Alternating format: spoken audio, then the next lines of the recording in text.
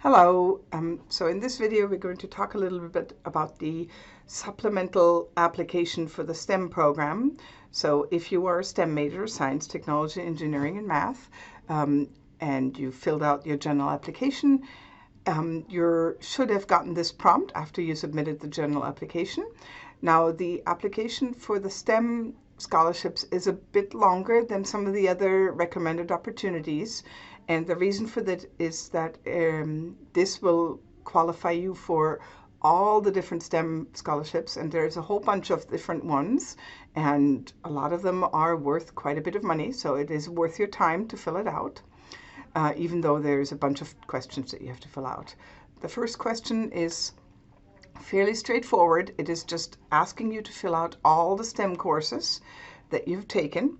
So you will just put in the course name, and course number. So for example, you could put in Math 151, and then you can put in the grade. So I got a B in that, and the number of units, that was 4 units.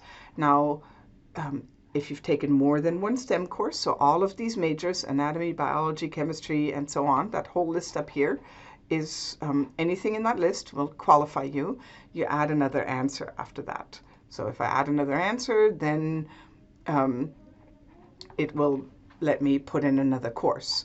I can put in up to 10 courses. So if you have taken more than 10 courses in these majors, pick the 10 highest level courses. So you would pick 151 over 141. So the higher the courses, the better. You pick those 10. So you add those 10, just the course name and number. So Math 151. And then grade, B, number of units, okay? After that, you're going to calculate your STEM GPA.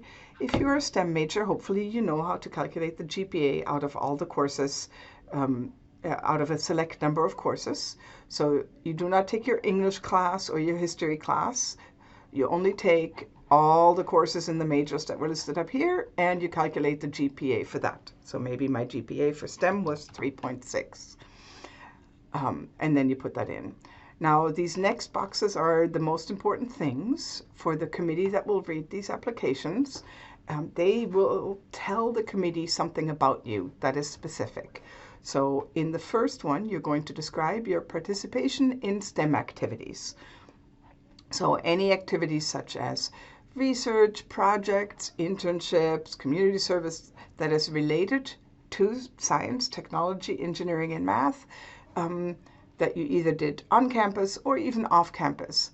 And you should be as specific as you can and as inclusive as you can. So include anything, even if you think, maybe it doesn't count. So I had a student ask if helping out with an automotive class at their old high school would count.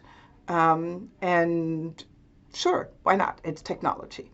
So it could be anything, and you just describe the activity that you participated in and what things you did and how long.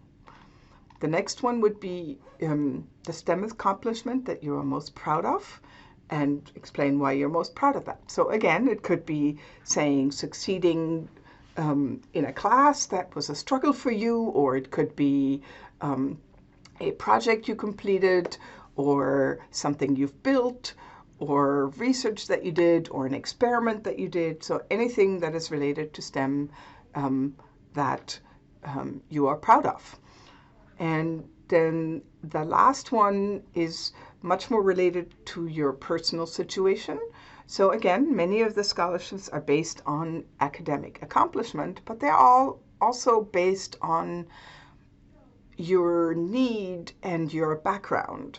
So talk about what personal story you have that might qualify you for a scholarship. So what struggles you maybe have gone through in your family or in your cultural background or any of that. So they're just anything that will be basically make the reviewer go, wow, that's impressive, or that's an accomplishment, or that was a difficult situation, and it's impressive that that student went through that and still completed their STEM classes. So make sure that for all of these 3 essay questions, you are as descriptive as you can and include as many things as possible. And then lastly, you're going to, again, attach your Fullerton College transcript. If you haven't done that in the general application, you can save it as a file from my gateway and then upload it here. The technology for that depends on what computer or device you have. If you went to Cypress College, you should also attach a transcript from Cypress. And then the last questions are pretty straightforward. Again, they are mostly to put you in the category for the right scholarships. So out of the STEM scholarships, some are for students that will continue at Fullerton College next year. So for the next academic year, so fall 2020, are you still going to be enrolled at Fullerton College, and will you be enrolled full-time or part-time?